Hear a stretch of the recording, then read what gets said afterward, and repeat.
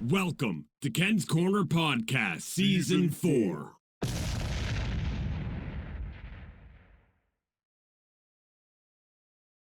Welcome to Ken's Corner here on Ken and Joe Leaf Talk. I guess that's what we're going to be called for now, Joe. How the heck you doing, Joe?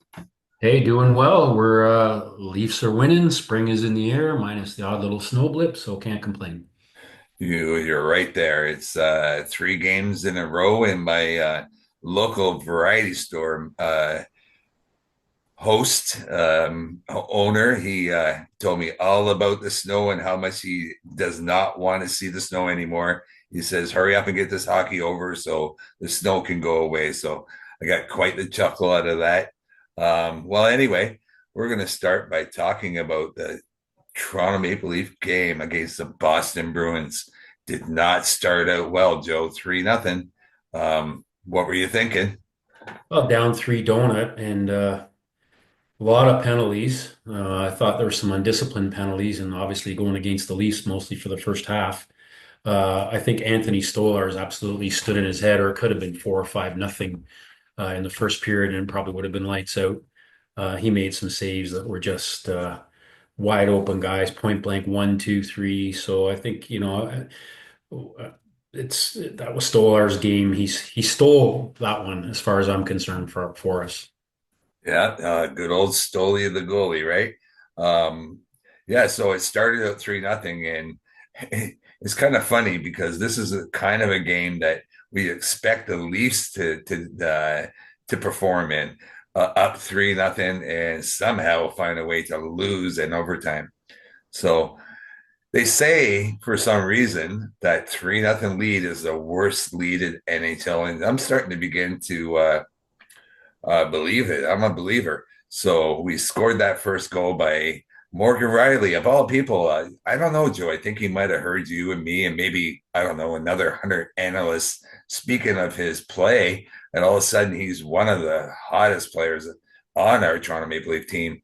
A nice little easy shot goal that just went in off of Swayman's pad. Something that's it's very weird. I remember speaking to earlier in the year, and we were on air with one of our Leaf fan panels, and we had Paul Hendrick on, and he said, he's going to be hitting the ground running without a training camp. It's going to take him a long time to catch up to speed, and somehow it just didn't seem like Swayman has ever caught up to speed, because that's not a goal that, or some of those goals were not goals that you would have saw Swayman allow just last year in the playoffs. Well, some goalies like to be pushed and like to have the challenge that their job is in jeopardy. And some goalies, once they're handed the number one job, it's not the same because it's expected. I'm trying to think of goalies in Toronto. Frederick Anderson, I think, was at a time they talked about him, Freddie, saying once he was given the job, like if he was pushed a bit more, had somebody fighting for time, then he tends to play better. So I'm wondering if there's a little bit of that with Swayman. And then, the same with Allmark in Ottawa. He's had just a brutal season, injuries, and just not got off to a good start. So sometimes, it takes a while to adjust to being handed the number one job, a lot of pressure. Some can do it, some can't. Yeah, maybe they should meet up and give each other one of those iconic hugs that we all dislike seeing coming out of Absolutely. Boston. Yeah, but anyway, it was great to see that for a change, the Leafs had the better goalie. And all of a sudden we came back, it's 3-2 going into actually 3-1 going into that final period. Early goal by what a snipe from Mitch Marner. Is he not exactly what we wanted to happen when he came back from the Four Nations tournament? So much to talk about with him, but I'm going to eat a little bit of crow here and say Pontus Holmberg. 4 goals in 3 games. He's one of my whipping boys, or has been. And you know what? He's been elevated up to the second line and third line, and he's making the most of it. Give him credit. He's in the right spot, right time, and we need the secondary scoring because Austin Matthews. I'd love to talk a lot about him and Mitch in a minute, and even William Nylander. They have not been the same player since before the Four Nations. I don't know if it's injuries or exhaustion or mental exhaustion. I'm not sure. But if it wasn't for a secondary scoring, uh, we wouldn't be 3-0, that's for sure. Yeah, well, you know what? It seems to be a common thread throughout the NHL, from Yeah. especially the players from Canada and the USA and how they're playing. I mean, look at Edmonton. I'm glad we're in the position we are with the goaltenders we have.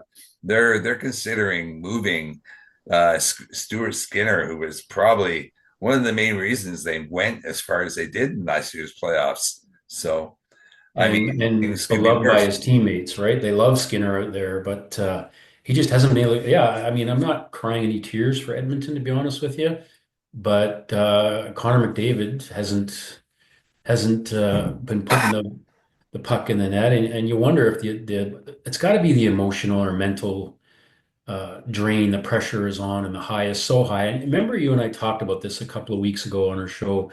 We said, "What do you think will happen to players, no matter what happens when all is said and done? Will there be a letdown?" And I absolutely can think you're right. We are seeing that letdown for most players. They're just okay, back to the grind. It's before the trade deadline. It's the dog days of late winter. They'll get back up for playoffs, but you can certainly see, you're absolutely right. You hit the nail on the head. A lot of the players that came back from Canada and US are just having trouble getting going. Yeah, sorry, Joe. I'm still fighting through a bit of a cold here. But yeah, you know what? Mitch Marner seems to be that one player that's actually come back as strong or maybe stronger. The way he's playing is he got, what did he get? 3 points in that last game. It's looking pretty good. And I do have a theory on Holmberg and to a lesser extent Nick Robertson, is that they don't want to be traded, or are they showcasing themselves to other teams?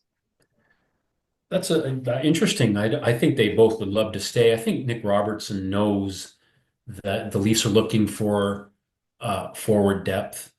And he would likely be the odd man out. You got to have a roster spot. You also got to have cap space, and the Leafs don't have much of that right now, especially with our buddy Callie Armcroak apparently returning sometime this weekend. So the Leafs are going to have to do addition by subtraction. They're going to have to get rid of some salary somewhere. Not that Robertson has a big contract; he doesn't. We talked in person the other day about Ryan Reeves. He's, I think, 1.25 or Seven, 1.75. about 1.7, I believe. So there's going to be some creative moves, if not some long-term LTIR magic that a lot of teams are working right now, aka the Florida Panthers with Matthew Tkachuk. But I want to talk about it, and I want to ask you, you noticed the overtime goal, Mitch Marner. So Mitch Marner takes a pass from Austin Matthews, scores, starts skating back towards the end. Austin Matthews hands up, goes to grab him, and Mitch Marner doesn't acknowledge him, skates right down to the ice and goes to Anthony Stolarz. What do you make of that? Well, a lot of people have said a lot of different things about that exact same thing, Joe. But what I seen was the fact that Anthony Stolarz made that save, and I want to ask, was that not a goalie interference penalty? Like, my God, his helmet was turned sideways. Like, I'm kind of thankful it wasn't. And Mhm. Mitch Marner got that chance to slow everything down and score that goal on Swayman. But I think it just had the fact that Anthony Stolarz, I'm sorry, I say it wrong sometimes, Stolarz, I'm getting it right.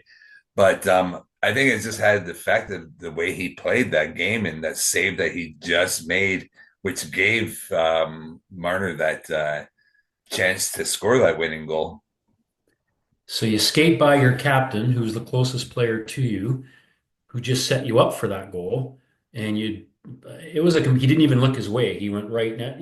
Maybe you're right. I'm probably reading too much into this. But isn't the body language from Austin Matthews, it's concerning to me. He does not look happy. He doesn't look, listen, Matthews used to be the happiest when another player scored, used to be the happiest guy on the ice. He cheering for the other team. We've talked about that in the past too. He raised his hands, he cheered, he skated towards Mitch. Mitch skated right past him. I might be just making a mountain out of a molehill, but to me, there's something not right in Leafland. And I don't know if it's because of the Four Nations or if it's because of contract talks. And Mitch Marner is going to be wanting to be the highest paid player, and maybe that's got something to do with it. But I'm also going to go on record as saying I don't believe Matthews is 100% physically. He does not, he's hitting a lot of posts, but he does not look the same. He has zero physicality.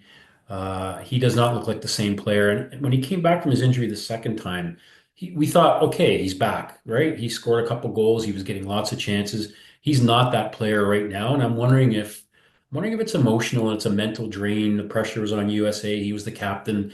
They didn't win. Now he's playing back in Canada. I don't know. Lots of little storylines there to talk about. Well, he's going to have to get over that because he's still signed here for another 4 years, I believe. So I'm sure he'll figure that out. And the excitement of this playoffs that are coming quickly towards him, if that doesn't motivate him, I don't see what can. And it's not Who like, right now is the best player on the team? pardon me. Aside from our goaltending, who right now is the best player on our team and pretty much has been all season consistently? Well, it has to be Mitch Marner. And will Mitch Marner want to get paid like that?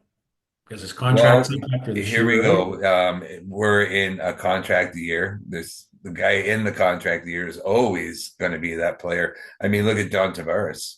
I know he hasn't scored lately, but he's still on a pace for 30 goals at his age. Who would have thought that he'd get anything close to 30 goals this season?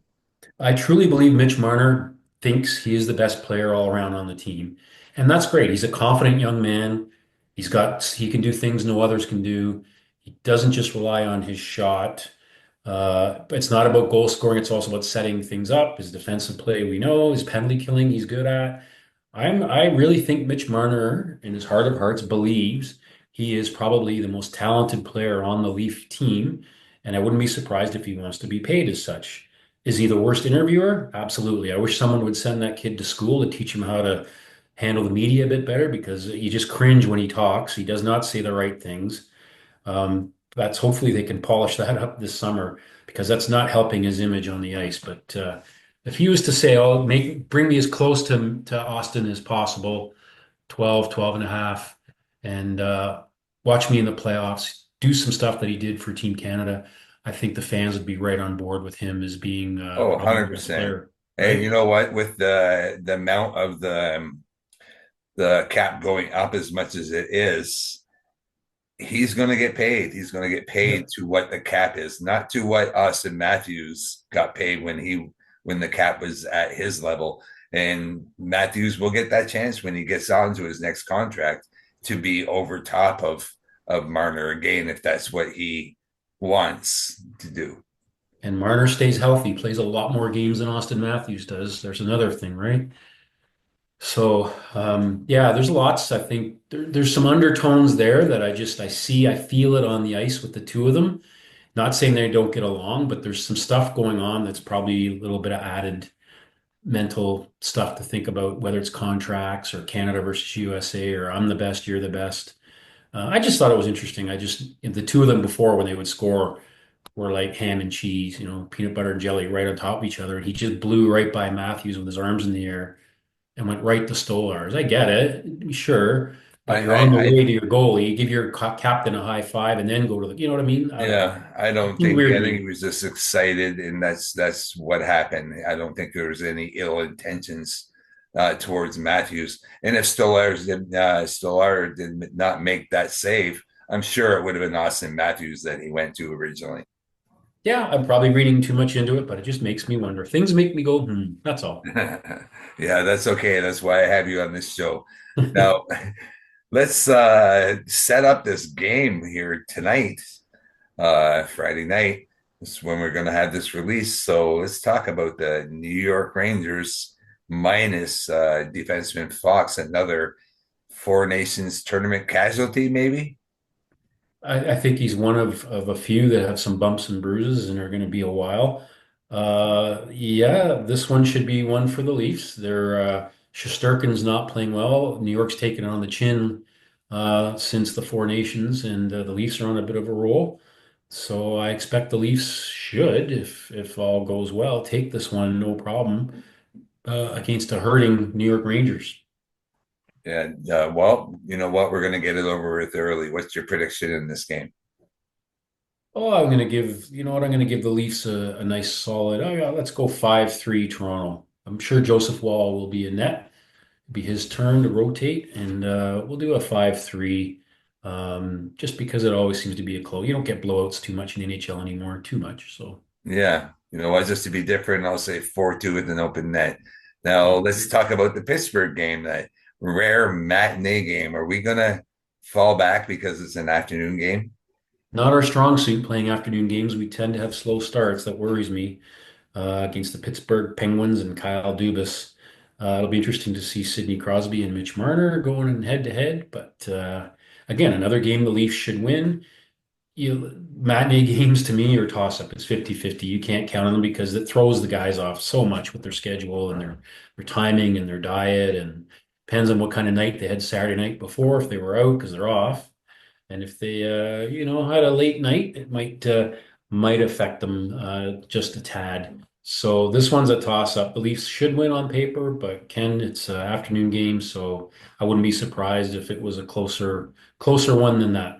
Yeah, maybe a 3-1 Toronto win with Anthony Stolar and that Stolars and that.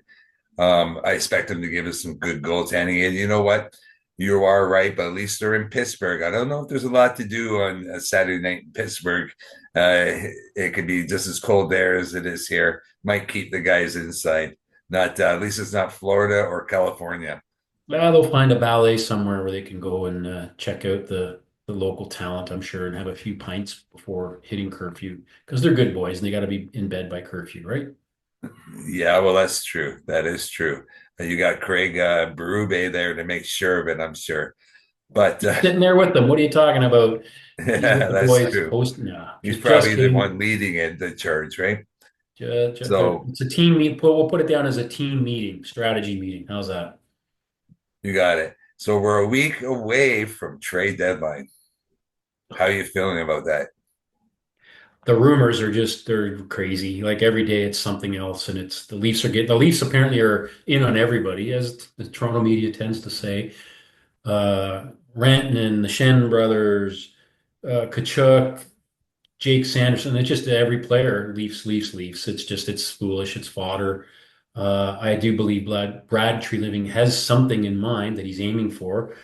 He hasn't hit the waiver wire to pick off anybody. I think he wants term and he wants somebody that's going to be solid. Bit of a scare with Chris Tanev, not going to lie. If we lose him, our complexion on the defense changed in that Boston game when he was out.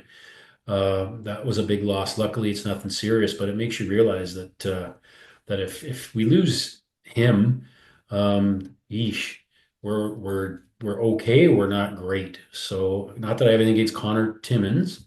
But man, wouldn't Colton Parayko look great beside Morgan Riley with Tanev? And I know it's wishful thinking and dreaming, but you got to aim big, big fish. And I'm going to put it over to you, Yeah.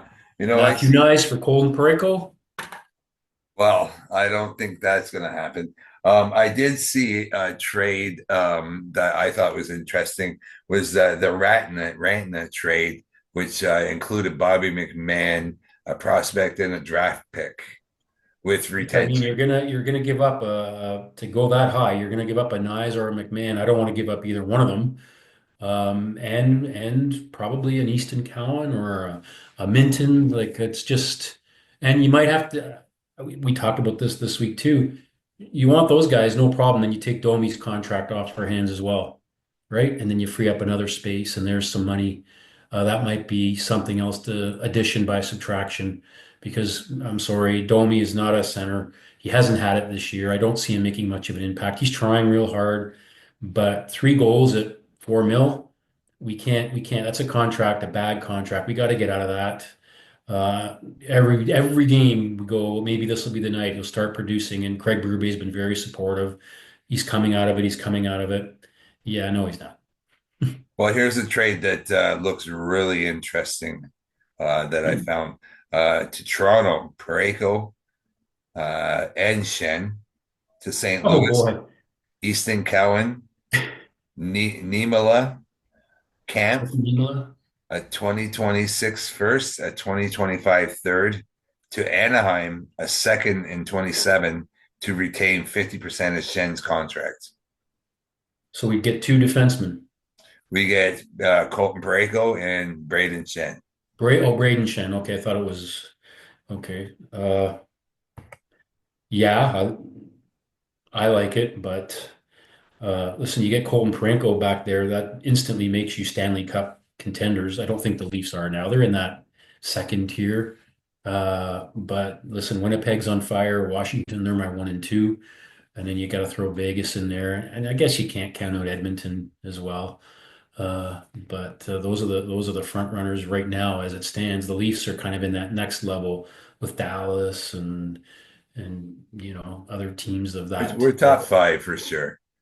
Uh, Just yeah, well, we're I wouldn't leading put them with ahead of 19. Winnipeg, Vegas, or Washington. So that puts us four. Well, right now we're looking at if we were to start today, we would be playing the Detroit Red Wings. What would you think of that?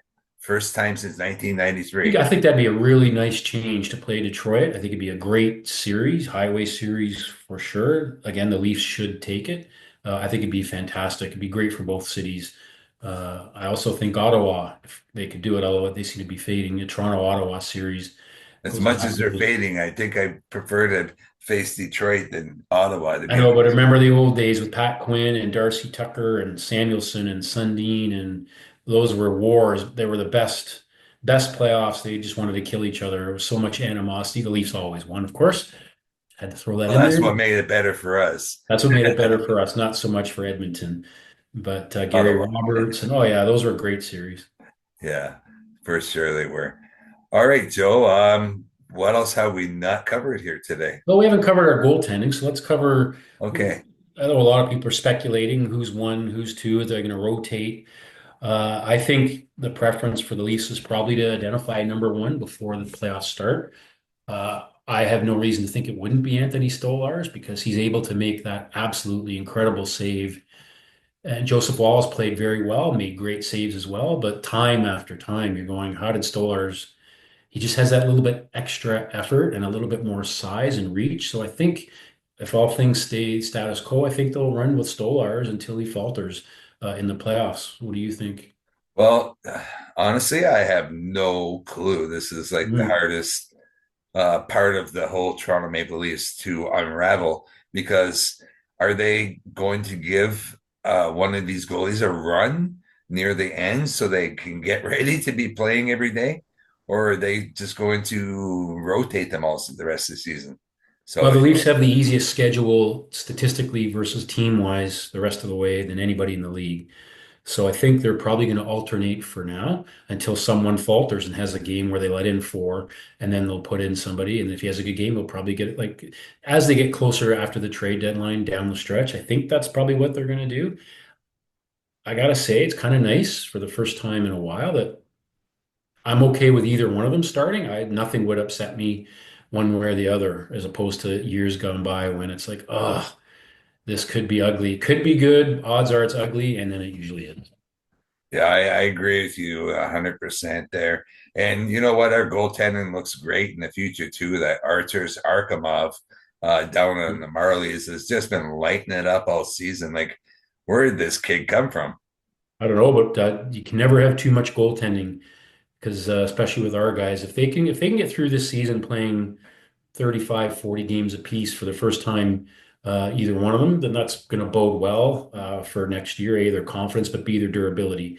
They can prove once and for all that they can handle it. I mean, they've both been injured at times this season, but I mean, moving forward, you have a little bit more confidence every year they can play more games. So I want to ask you about a player, Ryan Reeves. Are we going to see him in the playoffs? Because he's not Well, playing right now and he's taking up some excuse me. money.